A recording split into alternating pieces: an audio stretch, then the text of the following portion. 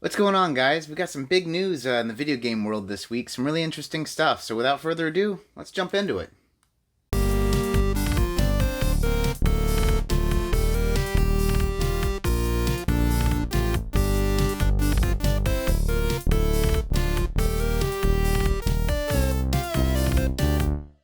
Before we get to our first story, I do want you guys to know that if you're in the Maryland, Virginia area, there is going to be a thing called the Gamers Exchange this Sunday. I think it's from 12 till early afternoon, maybe 3 or 4.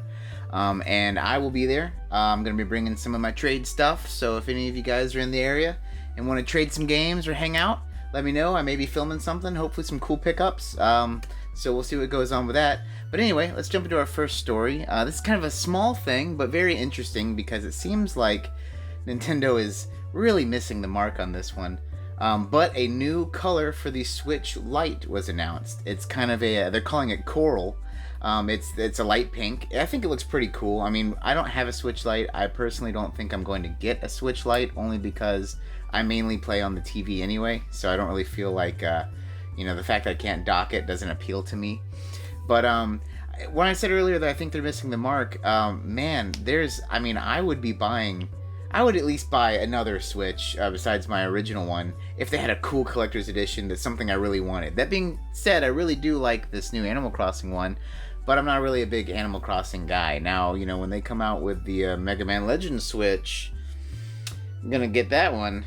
But, who knows what's going to come around the corner, but I am glad that they are making some progress with making new Switches. I mean, they just announced the Animal Crossing one, and now this Coral one coming out. Hopefully we are going to have more to come.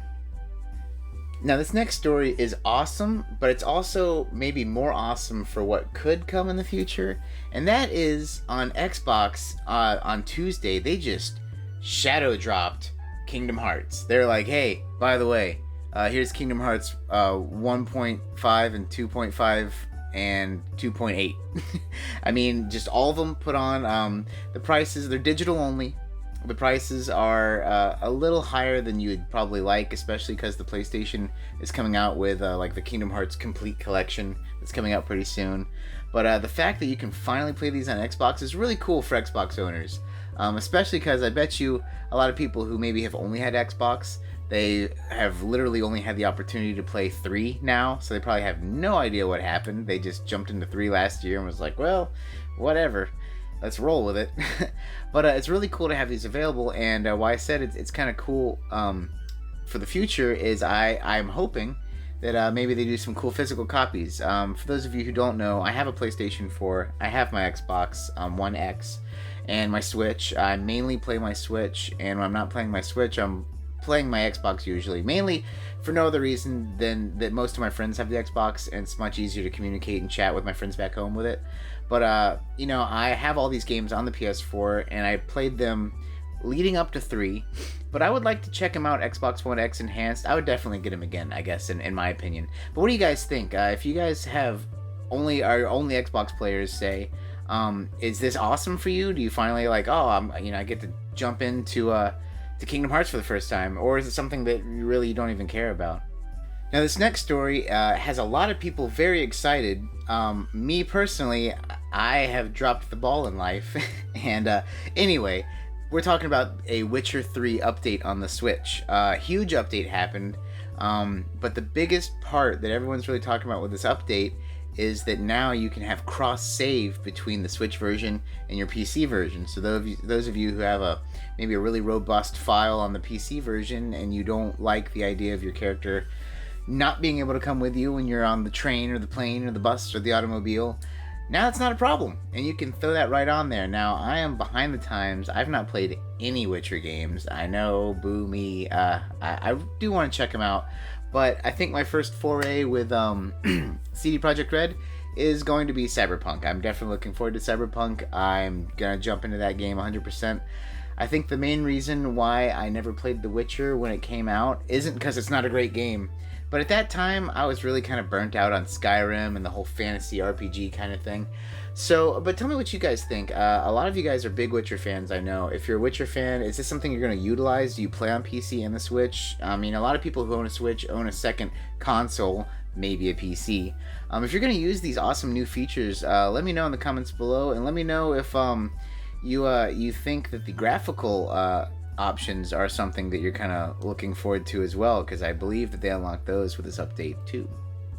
So we finally got a Nintendo Direct, and just as a lot of speculation was going around, was a Animal Crossing Direct. I feel like I said this a lot this episode. I am behind the times. I've never played an Animal Crossing game.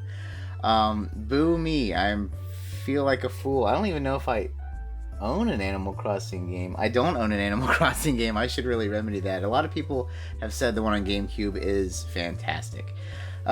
Anyway, huge direct. It was like 25 minutes long. I watched the whole thing.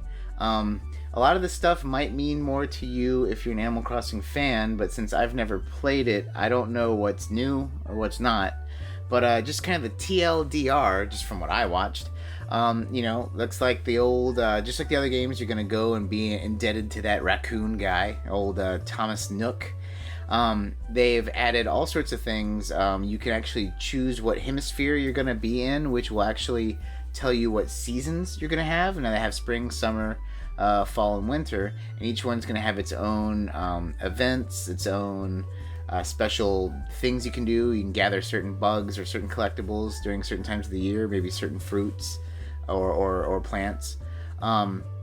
They explained how you basically start out with a tent. You have random campers on your island, or you can even use amiibo functionality to bring in characters from other games or from your amiibos, and you can actually locate where they're at.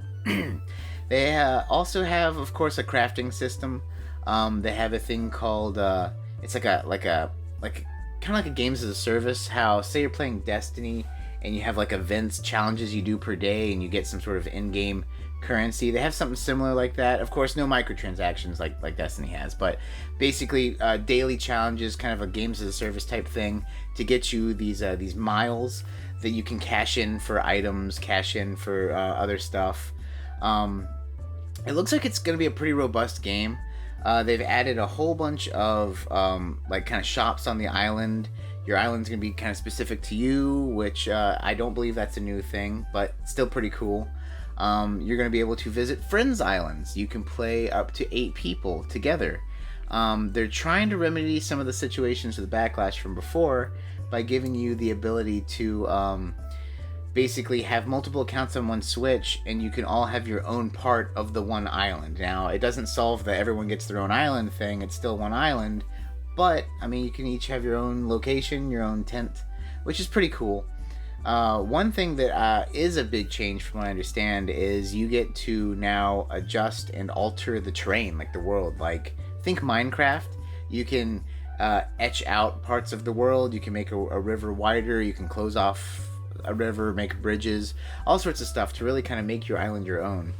Other things they've added is it seems like you're going to be able to either in-game, in the game, either purchase or acquire ways to go to these other kind of temporary islands where you can get special plants, flowers, bugs, items that you can't get from your island, and take them back with you, kind of like a expedition kind of thing, like a mission type situation. They also went into great detail about how, of course, you'll be able to upgrade your tent eventually to a house. You can make the house bigger, all of which puts you in more debt with the raccoon, who also gives you a smartphone. And the smartphone has apps on them, and those apps are going to be quality of life things for the game and also keep track of all of your ins and outs. Speaking of apps, they are also utilizing the horrible Nintendo cell phone app that we all have grown to really not like. You can use it for voice chat, and you can use it for text chat. So when you're sitting in your game playing online with someone, you can bring up your phone, type, "Hey, how's it going?" Little bubble pop up above your head. "Hey, how's it going?"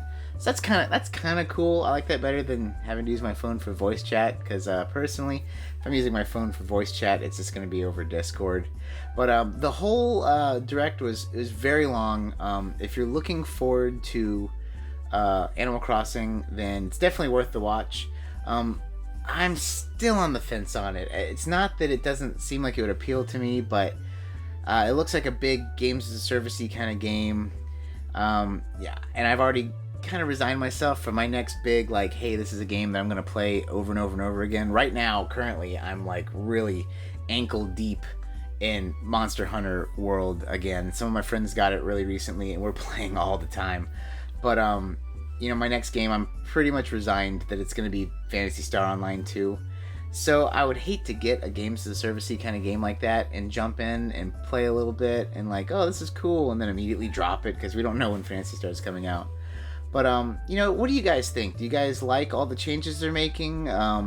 They did say one other thing. They did say that later on this year they're going to have, or they're going to be making a service to where if your Switch is stolen or damaged, that they'll be able to bring your save to a new Switch. But if you look at the fine print, it says only can do it one time. So that's kind of strange. So what do you guys think about that? Let me know in the comments below. Are you guys going to be getting Animal Crossing? Is it something you're really looking forward to? And if so, why? I mean, sell me on it. Heck, you know, maybe I am the greatest. I already know I'm a fool when it comes to not playing certain games, but maybe I'll be sleeping on this one, you know? Persuade me. Tell me why I should play it, and maybe I'll jump in and we can all play together. Heck, I guess that would be a cool thing to do. So that's going to do it for today. Man, it's been a really awesome week. I've actually been doing a lot of work on my game room on the other side of the camera. And mainly in preparation for some stuff that's going on. But I also really want to thank you guys. We hit 500 subscribers. In fact, as of making this video, I'm like almost at 520. So I am going to have a 500 subscriber video. I know I keep spitting these dang things out every week. But I'm going to take a break. I think my next milestone will be 750. So I had all the hundreds. 500 is going to be a big video. I'm really, really looking forward to making this. It's going to be really fun. But, you know, my next one after that will be 750. And then, you know, we're on the road to 1,000. So if you haven't subscribed, please do. Man, I'm always making videos for sure Tuesdays and Saturdays. Saturday being the news video. Yeah, it's been really awesome with you guys. And I really, really want to thank you again. And on that note, let's read our weekly news comment. And from last week, this one's coming from Vanica N. As you can see on your screen here, I could be playing hella sweet demos from Japan or Europe on the eShop. How do I make a region-specific account, though? It kind of sounded like I have to buy a Japanese Nintendo Online membership, unless you meant something else.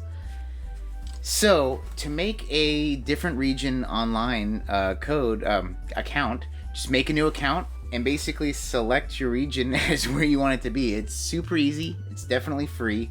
So when I did Japan, I just said make a new account, set my region to Japan. I didn't even have to have a Japanese email or anything like that, and there's no money tied to it. That being said, if you do want to buy something off the Japanese or European eShops, you will have to convert currency or buy, like you can actually, there's websites online where you can buy like the Nintendo money in that currency and then put those codes in your Switch. The one thing I will say though is with the Japanese account, since I don't know if you read Japanese, but I don't, make sure you know, like go to your English account and click where to click as far as getting to the demos, because you know it's the same thing, just Japanese. So you go to, you know, click whatever you gotta click, go down to your demos, and then just repeat those steps on the Japanese eShop, and you'll be able to get there. And like I said, all these different regions have different demos, different games, so it's definitely worth doing, especially because it's free and it's worth checking out. It's really cool. So that's gonna do it again for us today. Thank you guys so much for watching. I'm glad we hit 500 on the way to 1,000. Really cool, really cool. You know, give us a like or dislike if that's how you feel. Please comment on any of the stories down below. And as always, take it easy.